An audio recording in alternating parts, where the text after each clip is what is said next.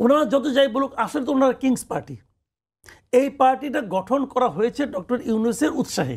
এটা ডক্টর ইউনূস সাহেব নিজেই বলছেন যে আমি ওনাদেরকে বলছি পার্টি করার জন্য। এবং ডক্টর ইউনূস রাজনীতিবিদ হিসাবে খুবই নিম্নমানের এই কারণে একটা পার্টি উনি করতে বলে পার্টির মহা ক্ষতি করে ফেলেছে। মহা ক্ষতি কিন্তু উনি করে দিয়েছে। প্রথম যখন নাকি রাজা বলে যে আমি ওরা পার্টি করতে বলছি, তাহলে ওই পার্টির প্রতি আর মানুষের কোনো থাকে, ভালোবাসা থাকে না, ওটা সন্দেহের মধ্যে তখনই পড়ে গেল। এবং যে কারণে ওনার প্রথম উদ্যোগটা কিন্তু সফল হয় না ডক্টর ইউনূসের। উনি প্রথম পার্টি কিন্তু করতে পারেন না। এখন যদি কোনো পলিটিক্যাল পার্টি মনে করে সামনের ইলেকশনে যেহেতু ডক্টর ইউনূস সাহেবই ক্ষমতায় থাকবেন, কাজে ওনার কাছ থেকে একটু ভালোবাসা পাওয়ার জন্য, ওনার কাছ থেকে একটু সাহায্য সহযোগিতা পাওয়ার জন্য, ওনার যে ভাব শিষ্য যারা আছে তাদেরকে আমি 2-3টা সিট দেই, দিলে আমি হয়তো ওনাদের কাছ থেকে একটু হেল্প পাইতে পারি।